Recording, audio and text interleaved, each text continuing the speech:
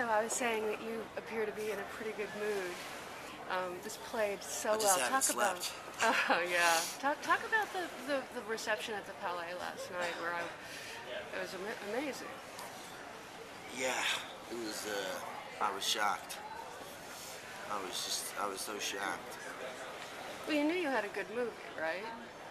I knew that, you know, that we liked it, but I hadn't actually seen it finished. I mean, I hadn't seen it color timed and with all the final music. And I'd never seen it with an audience, and I didn't expect them to cheer throughout it, and I didn't expect them to start almost dancing when it was over. It was, it was, it was so fun. It's wonderful when they finally get excited at the Palais with a movie. It's unusual that I've been to a lot of those, and for it to last that long, and you and Nick seem to be so overwhelmed, sort of, hugging each other. Yeah. I think even at some point he kissed me on the Yeah, mouth. he did. I think they got some shots of that. Yeah. So you wanted him, and I would love you to explain why you thought it was as if you were developing this material. Can you explain how invested you are in this movie from the beginning?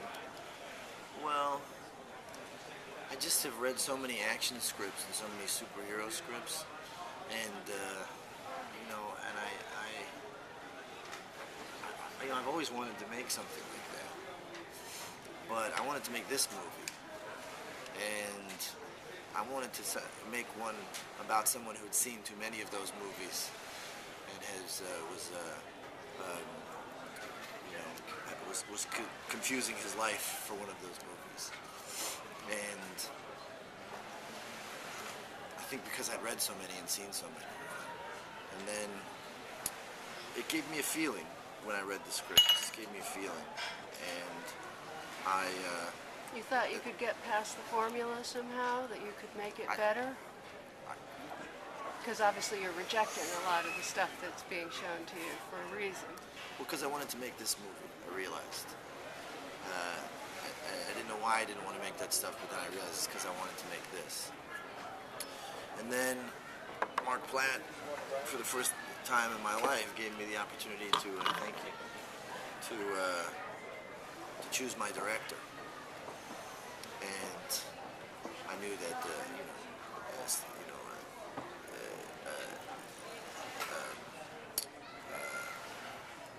Steve McQueen when he chose his director for Bullet, and that Warren chose his director for Bonnie and Clyde, and Lee Marvin chose his director for Point Blank, and it's a lot of pressure, and so I had to pick the right one. And I saw so many movies, and none of the movies gave me the feeling that I had when I read it. And then I went to a Valhalla Rising screening, and it was like a little art house theater. And also there was a pressure because the film had initially been developed to be a $60 million blockbuster. And it's going to be at Universal. Yeah, and so as soon as I went into Valhalla Rising, I was already scared to like it because I thought about trying to pitch Nick as the director, but. And then I was watching the film, and it's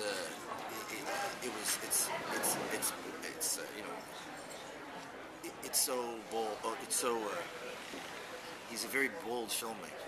He steps up to the plate and he points for a home run before he even swings the bat. And you're tense because you think, well, what if you miss? But it's like in some ways, Mickelson, so close and so silent and so violent. Yeah. I mean. But then halfway through the film, and it's very serious and it's very heavy, and and suddenly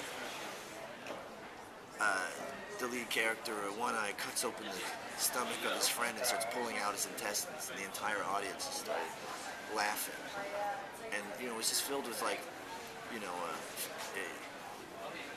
people were having so much fun suddenly, and then they were embarrassed that they liked it, and they didn't know why they were so excited by seeing these guts be pulled out, but it was done in this slightly cartoonish way, and the whole theater came to life, and it became fun to go to the movies. You felt like you were experiencing something with everybody. When it was over, you could hear that everyone wanted to talk about it, and it's like Nicholas doesn't believe that art and entertainment are separate, or that they're mutually exclusive, and that gave me the feeling that I had when I read the script. What this movie does, which is really unusual, is that it combines a hugely entertaining and violent movie with extraordinary style and intimacy, and the casting is so good. So how much were you involved in that process? The casting process? Once Nikki and I started working on the film, I mean, he makes his, like, for instance, he made Haas, the writer, move into his attic, basically, and he moved the editing room and Matt Newman into the spare bedroom, and he made Carey Mulligan come over every day and bake carrot cakes, and you know, his kids are running around, and we either were shooting or coming home after shooting and editing until Matt got tired, and then we would go out and drive and listen to music, or we would watch movies, and really the movie just became the essence of the experience of making it, and the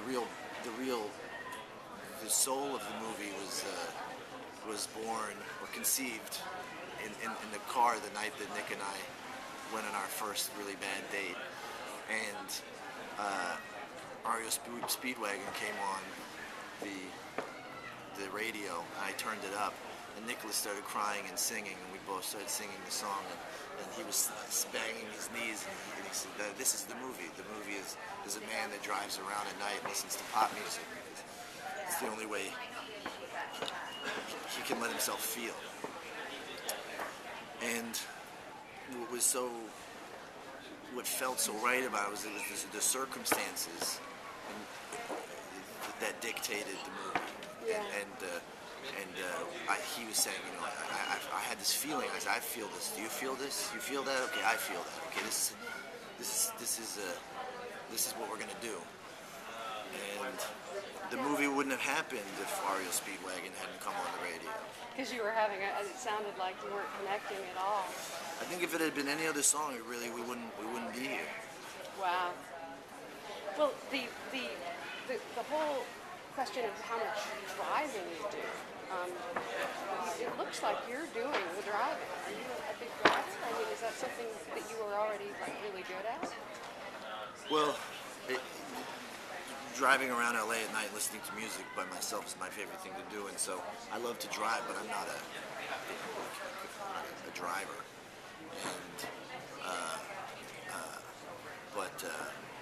You know, and I never really got cars. I could really care less about them. I never really understood gearheads, the guys that collected the magazines, I never really understood it. And after this movie, I do. I really see what they see in it.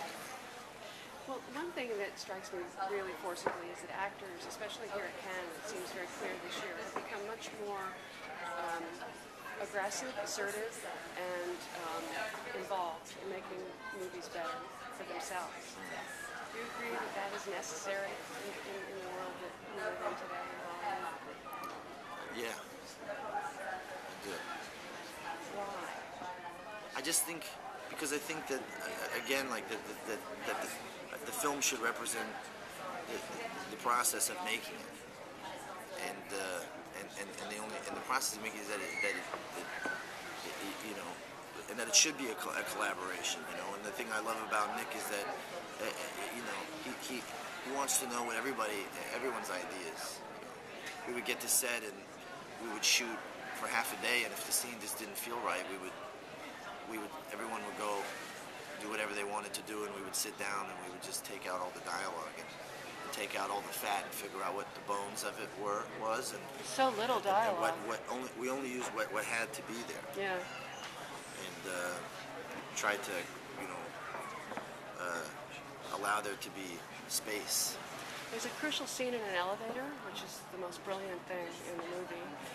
How long did that take for you to come up with? I don't want to give too many plot points away, but it's an extraordinary scene in an elevator. Well, we knew. Okay, we both felt like we talked a lot about 16 Candles, and we both agreed that if there was a head smashing in 16 Candles, it would be a masterpiece. And that the only thing that John Hughes movies were missing for us was violence. And so we wanted to have a head smashing scene in the movie, and so we called Gaspar Noé and we asked him how he did it in Irreversible, and he explained to us how to do it, and then we initially it was going to happen in the parking garage, and then suddenly I don't forget how the elevator came into play. And then they built us an elevator, and we really didn't know what we were going to do, and we were trying to work it out, and we realized that this was a goodbye for these characters. They were never, in a way, we were trying to make a werewolf movie, somebody that was without the makeup. Who can be very sweet and innocent and lovely, and then turn on a dime into a very violent killer. Yeah, into a werewolf, and you watch him morph in that elevator, and that kiss is his goodbye to his human self, and suddenly so we said and